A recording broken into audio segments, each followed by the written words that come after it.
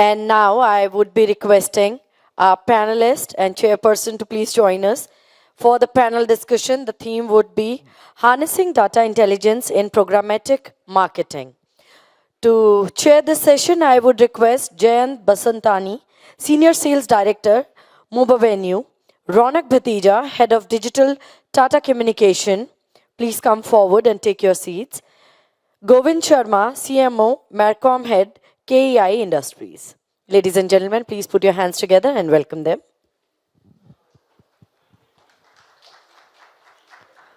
Looking forward to have a thought-provoking and informative session. Just a humble request to the chair, Mr. Jayant, please stick to the time. You will be seeing the timer here. Thank you so much. Good evening, everyone. I see a lot of people like spending time on a Friday evening sitting over here, and many of them would have been going to their places, hometown for Holi. So we will be keeping it very short and crisp. So the topic is all about data intelligence and how we can harness in your campaigns, right? So the buzzword right now is data. So the first point of discussion would be how you guys, since you both come from a very different industry altogether, so how you guys are using data in your campaigns, how you guys are storing, collecting data, and how are you processing it to run campaigns for your set of businesses. So maybe Raunaq, if you can throw some light on it. Sure. So just a bit of a background. I'm from Tata Communications, handling digital there, right? So it's a B2B setup. But whether it's B2B or B2C, right, like the marketing is the same, right? So if you understand data, the first question that you need to ask is, why are we looking at the data, right? Like, what is it that we want to understand? What are the decisions we want to take? So if we are planning a campaign, the first thing we understand is who the customer is. So a lot of data points go behind that, whether it is purchase history through our CRM, whether it is lookalike audiences through our first party data, right? It's understanding who we want to target. That's the first data set, right? The second is when we want to target them. So I'll give you a very simple insight. We were spending tons of money on our programmatic and display channels on business hours because our customers are business folks, right? In a business setting. One of the things we realized through our research, when we were paneling and shadowing a few of our target customers, our customer base is CIOs, right, of companies. So most of the CIOs spend the first half of a Saturday catching up with industry news. Now, Saturday is a time when most of our competition is not running ads, but we were able to understand that our customer is spending time researching during a certain time, and that turned out to be cheaper than buying an ad during peak business hours from a B2B perspective, right? So understanding who you're targeting, understanding what they do in the buyer journey, in the discovery journey, I think that's the basic. But after the campaign starts, of course, it's mostly about optimization, right? Like how much time are they spending, what creatives are working, what's giving me the desired output, right? So that's where the data comes in next. But I guess the make or break for a campaign is understanding the customer data through CRM, through first party data, and identifying when and where and with what to hit them, right? So that's most of the data that we crunch is for targeting. Optimization comes later, but targeting is what we focus on first. Nice. Yeah, Moving on to Govind. I would agree there. And bit of introduction of mine. So I hail from Marwadi family. Early on my childhood, when I was in 7th standard, being surrounded by all the Marwadi kids around, I decided that, if earning money in the life is a goal, why not to start early so that I build a name also later. So 8th standard, when I was in, I started doing business. Till graduation, I did 5 businesses. 3 of them succeeded, 2 failed miserably, which paved my way to, think more deeper into why 2 businesses have failed. So I did MBA. And I was exposed to corporate world. There I decided, to do more of marketing. And then I have worked with brands like Nokia, Samsung, Sony, LG, Whirlpool, and currently CMO at KEI. Now, what I've learned through all these years of my career interacting with end consumer during my own business and trying to reach to consumers as a marketeer in different brands. And also, four of the brands were the most trusted brands in the industry were created during my own tenure. So the understanding of consumer, if you take into account, that is when you do targeting to that consumer. Now there could be various means to reaching out consumer. So we'll, for the discussion sake, we are keeping all the offline mediums aside and talking specific to programmatic. If you don't have consumers data, in isolation, who are we trying to reach, right? And then even if you have the set of data, if you don't know what is the right time when they will be more receptive to your message, then there is no point, putting money in isolation. So one such story I also have, like you mentioned that, most of the CXOs were opening their content on Saturday. So we also have one target pool of audience of specific to 4 lakh individuals who contribute majorly into my business, and almost 12% of my business are routed through these individuals only. When I used to buy certain programmatic data and invest into reaching out to them, what we have realized, again, we were targeting more in the business hours. We thought that during lunch hours they would be more free. So maybe they are more occupied before lunch, more occupied after lunch, but during lunch hours they would be more free. After doing a deep and thorough research, it came out that their free time is starting after 8 o'clock. So once we had that insight, whatever money we invested earlier, we felt that, our own decisions were wrong. And after that, when we started investing into late evening hours, we got more result. That not only gave us a raise in share, within 2 years, our share grew more than 35% within the what we were. So we were close to 3% and 35% more jump we could easily see in the 2-year time frame. So this is also one of the decisions which contributed to it. So having data always gives you that flexibility and freedom to take the right decision in a meaningful manner. Yeah. Got it. So since data is the buzzword right now, right, and you mentioned how important it is for everybody right now to talk about data and use data in your campaigns. But I would like to understand, the people would also like to understand, how are you collecting the data when it comes to first party, second party, third party, when there are so many changes happening like cookieless and other stuff. So how are you collecting data for your brand so that personalization can come into the picture? If somebody, everybody has different attributes. So how are you collecting that data so that personalization can come into the picture?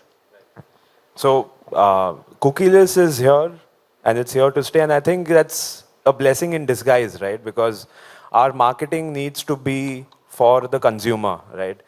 So thankfully, we've been on the cookieless journey for a while now. Our primary source of data is the CRM, right? We use Salesforce for that. So the customer purchase behavior, the contact list of the customers there, our main, I would say, bread and butter is the Salesforce to understand and segment customers. But that would give us static segments, right? So we partner with third-party data providers that give us insights into what our lookalike audiences are doing outside of our first-party properties, right? So our first-party game is strong. So a large part of our marketing goes in collecting first-party data, right? Whether it is your email IDs, your phone numbers, or even getting first-party cookies in, right? Because from a B2B perspective, the buying cycle is long, right? Like in a B2C world, you can have a buying cycle in uninvolved categories for even a few minutes, right? But even if the longer the involvement, like let's say if you're buying a car, the buying cycle increases. In a B2B setup, the buying cycle is anywhere between 3 months to 12 months, right? So collecting first-party data is very important. We are in the process of getting a CDP, a customer data platform, because that will really tie in our first-party data, our CRM data, and help us make the segments that we want to use for our targeting, right? So right now we're in the journey of building out a CDP because it's a very custom built. That's another conversation, a complete MarTech conversation. But I guess in a cookieless world, storing your customer data across touch points, whether it is phone or social, website, or even off-site, right? Like events like this, right? Now, we've come to an event here, people are scanning their barcodes or their visiting cards. How does that data tie into your CRM? A CDP would probably come in there, right? So getting all the data in a CDP and then utilizing that, enriching that with third party is definitely important, right? So we have a bunch of platforms that give us a view of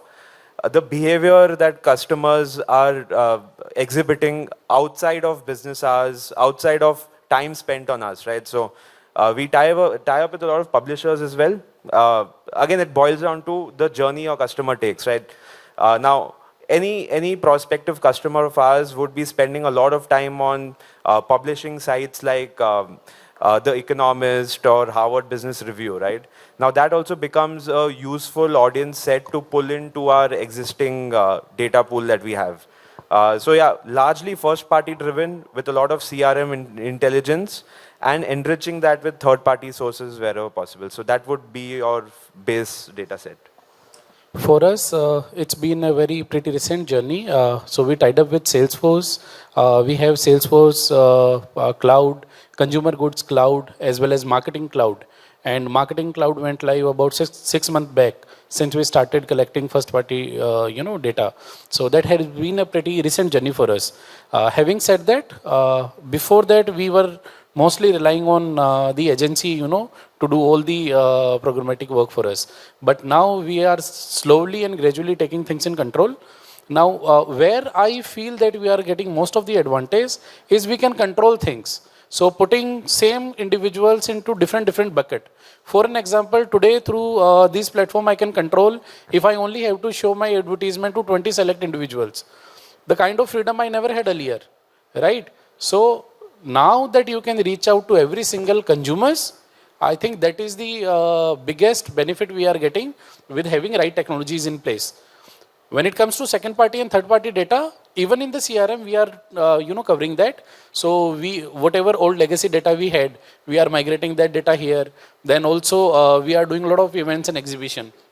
So typically we do more than 200 events and exhibition a year across the country. And there we are, picking manual data. Those data points are also fed into the CRM so that we can reach out to those consumers later and we can have a planned consumer journey there. So I think having the right set of data and having a right mix of first party, second party, third party data is helping us now. Nice. So data is there, media mix is there. What role do you think creatives play in terms of personalization, right? The same creative may not work for a certain like 200 people or 100 people at a go. So how, after understanding the data, you feel creatives can be changed according to how the person will interact with the creatives? So how are you guys using creatives in your programmatic tools? Right. So very good question, right? And very relevant in today's day and age. I think the role of creatives has gone up even more. And a very simple reason for that, right? With precision marketing, programmatic, a lot of third-party cookies, you had the full customer journey. You had the full understanding of who you're targeting, right? So your message was kind of reaching the right audience. You could get by with a suboptimal message. But now, when there is gaps in the customer journey, you don't know if they're going from site A to site B or app A to app B. You don't have the full view. Creatives come in there, right? Because you need to be contextual. So when we do personalization, we do it in a couple of ways, right? One is from a B2C perspective, you can say demographic, but in B2B, it's firmographic, right? So the size of the company. Big companies think differently, right? I'll give you a very simple example. We all are aware of cloud, right? Now, moving to the cloud can be two things. It can be either you can build agility or speed, or you can save cost. Now, imagine you're sending out a message of saving cost to a startup that has just got a Series A funding. They don't want to save cost, right? They want to build fast. So the same product, which is cloud, can have two value propositions, right? Whether it's agility or whether it is cost saving. So personalizing basis the person, organization that you're going with. So firmographic or technographic or demographic personalization comes in there. So that's the level 1 personalization. Second one is fairly straightforward. It's behavioral, right? Behavioral personalization for remarketing is extremely crucial, right?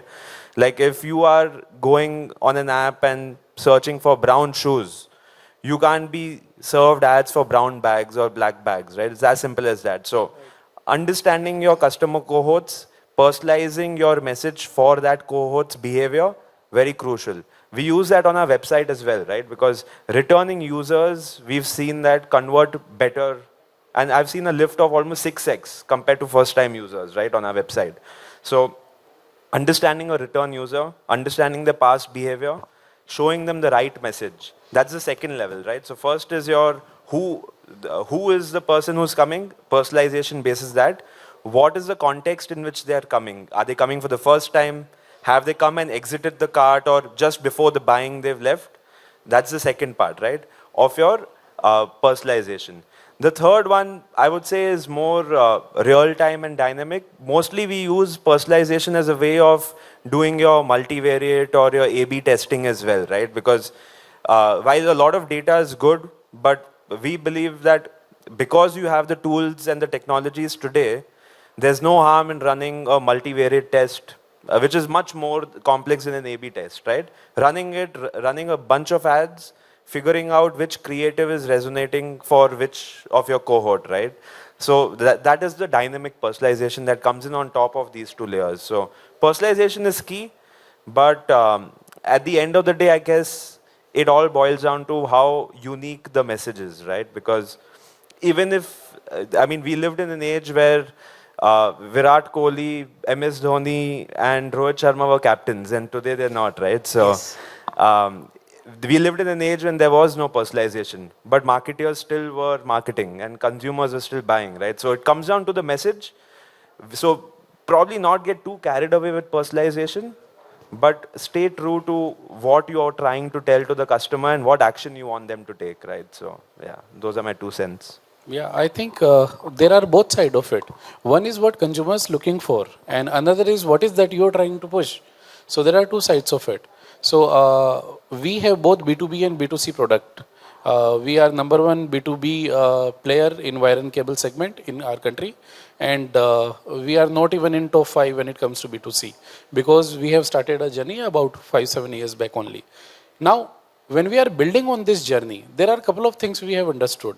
One is when it comes to stay true to the brand identity, or putting the perspective which you as a marketer want to write versus what is that consumers are looking for. Now, both my categories are such where engagement of consumer is very less. Less than 2% consumers are taking the decision by their own. 98% they rely on the mediators. Mediators could be your local electrician, your next door neighbor, could be a contractor, could be the builder, or could be maybe government bodies who take the role in multiple projects in between. Now, how do we reach out to these mediators when all the manufacturers in the same segment are being regulated by government bodies with ensuring minimum standard of same quality, same type of product line? Then how do you differentiate? So what approach we took is, rather than running multiple creative option to multiple customer, gathering the data back to understand which one works for them, we decided what is that we have to show to consumer. How we decided? We took different demographies and we saw what is the most prestigious project we have executed in that geography. So for an example, our ads are designed in such a manner that you go to Gujarat, if you are near Motera Stadium, in 100-kilometer vicinity even, you will see the advertisement, Motera Stadium is wired by KI. The moment you reach out to the world's largest Statue of Unity, world's tallest, there you will see the Statue of Unity wired by KI. You go near Ram Mandir, you will see Ram Mandir is wired by KI. Similarly, you go in Delhi, the new parliament is wired by KI. You go to Mumbai, so there are endless projects across the countries. Because we are number 1, most of the prestigious projects we are wiring, including upcoming bullet train.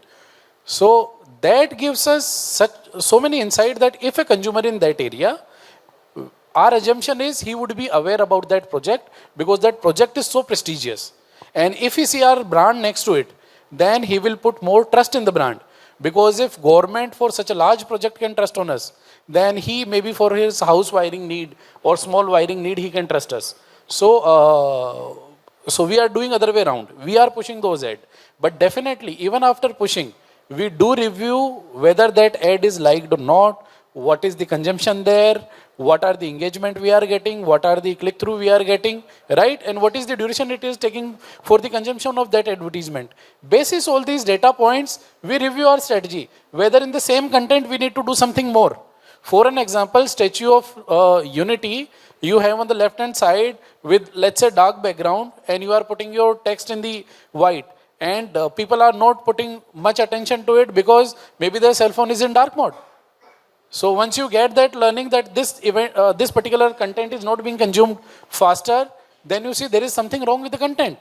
So then you optimize the content, change it, push it back, and then you learn. Maybe having a lighter background would work. Maybe having a more accurate messaging which directly goes to your mind and heart, that would work. So that way data is helping.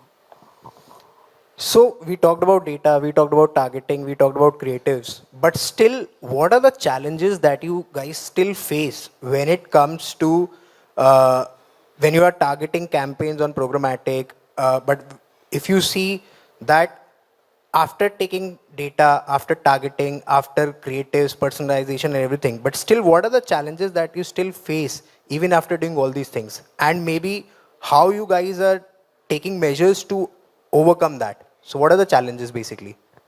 I think the first challenge for us is justifying the spend, right? That's important because largely we use programmatic from a awareness and a brand perspective. And normally when you go to a CEO and you ask for spends for brand, they always have Ask for ROI. Yeah, they have a different point of view, right? And that's something that most marketers face. So trying to show the impact of programmatic if you're not using programmatic for performance is the hard part. And for us, we will have to justify that. So what we do is we invest a lot in analytics platforms, attribution platforms to show what impact programmatic can have. Like if a customer or a prospect has been served my ads across touch points X number of times, the chances of that guy converting, even if he's not clicked on the ad, go up, right? And showing that to your CEO to secure more budgets, I guess that's very important. And you come down to the performance side of it, then of course it's a matter of ROAS, right? Like, are you able to show sustained growth? And one of the problems with digital is that people who don't understand digital think that it's you put in more money, you'll get more output, right? And so they say that, hey, your ROAS is 20. Okay, let me give you 1 million more, and can you sustain the same amount of growth? So educating the senior stakeholders who are not a part of marketing, I think, is a bigger challenge for programmatic or digital marketers at large. That data and storytelling within the company would solve, right? The other watch out area for us, even if you have the data, you have the right targeting, is probably brand safety, right? Because as a Tata group, brand safety, reputation is extremely crucial. I remember one faux pas that had happened for one of the banking companies, right? I'm not going to take the name. They were running a programmatic ad for, I guess it was travel insurance. It was a travel insurance segment of the BFSI, right? And they were the title of the ad read. It was it was a display ad, right? It was something like "Have the holiday of your dreams." It was shown on a PR article, where not on a PR article, on a news article, where the headline read that a couple goes on a holiday and the husband's found dead. Now imagine that's the article. Couple goes on a holiday, husband found dead. You have your brand over there talking about a vacation of a lifetime, right? So those are things that we are very careful about. So tying up with the right partners, making sure that the publishers or whoever your DSP is working with is reputed and the brand safety of it is extremely important. Because what happens is if you rely a lot on just contextual advertising and you rely a lot on data and technology, you may end up in a reputation hazard, right? And we definitely want to avoid that. So, yeah, those are a few considerations. So, Govind, for you, since it's a very diverse category and it's a very obviously, consumer will not go to a shop to ask about a particular brand. So, your challenges will be very different from different players, different categories. So, how you are taking measures to solve that? See, I think end of the day, when somebody is selling something, somebody is buying. That buyer may or may not be the end user. Yes. For an example, the person who is consuming it may not be consumer, but buyer could be somebody else. So we have to work on both the sides. We also have to keep consumer in mind, because eventually when product is bought, the consumer should not think that the mediator might have earned some extra money and he is giving me some brand which I don't consider to be good, right? So you also have to elevate your brand's perception in consumer's mind.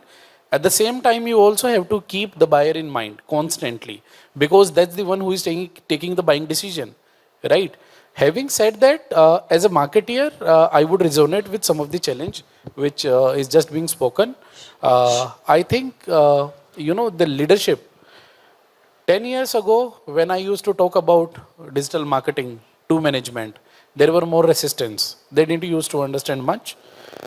Most of them used to say, okay, digital marketing, you take care of it. Tell me about TV, tell me about, BTL, those things. Radio, for that matter, newspaper. So ATL and BTL is what we understand. Digital, I think it's a new baby in town, so you only take care of it. But today, I think most of the people have grown up understanding about digital, because 10 years ago, they may not be available on most of the platform, even on social for that matter. But today, most of the leaders in different industries, they are very active. However, the deeper understanding of the business, that will still lack. Why? Because marketeers are not part of the board. So those people who are busy making business decision day in, day out, they only have to understand about all these things. So it becomes slightly difficult to persuade and put the money in that context. But when you know who is buying and then who is using your product, you can definitely put your marketing efforts toward that. And then it becomes slightly easier. The moment you say you are putting this money to persuade these people, that is what they understand, and you get a go through. Yeah. So, in the interest of time, I have one last question, and this is regarding I was at Bombay Airport today morning, and I was just seeing the front page of the newspaper of TOI, which was all full of IPL and every brand. There are almost 20 plus brands which are sponsors. So, with data, with programmatic, precision, everything which comes into place, how do you see and when do you see that digital marketing will be concerned as a primary source of marketing than the traditional source of marketing? Is it like 5 years, 10 years down the line? Any comments on that? This question is very interesting, right? Because when social media came, people thought it's the end of newspapers, right? I guess there's a place for everything, and eventually it's an integrated marketing budget. I guess that's where we are all moving towards. Even when we do our marketing planning for the year, we do some sort of offline branding, offline, whether it's your billboards or even your newspaper ads on Economic Times. Those still have a place, right? Because your buyers are there. Now, probably when or brands where the target consumer is a Gen Z, right? That's where the media mix would change more. Because Gen Z and probably of 10 years down the line when your brand is selling to Gen Alpha, right? My daughter's age. So she's 4 right now, but I'm sure that by the time she's buying one of the products that we are all trying to sell, she would not be possibly reading a newspaper, right? And she would possibly not have a dish TV or a set-top box at home. So connected TV is just starting off now. Right. I think very soon, when I say very soon, in the larger context, probably 5 to 10 years from now, it would have a lion's share when it comes to your ad minutes as well, right? When I'm talking about anything ATL, right? So your media mix would change with the generation. Now, but the concept of digital and non-digital, I think we've probably crossed that bridge already, right? Like no one is looking at a marketing budget in isolation. The mix will definitely change, and you never know, right? I mean, probably there was conversations about demise of apps as well, with the super app coming in, and you don't really know what it's going to happen. So possibly app-based marketing could have a new avatar, right? So it's changing, but yeah, it all depends on where your target consumer is at the end of the day. So Govind. I think that's an interesting question, and I would say digital has already come. When I started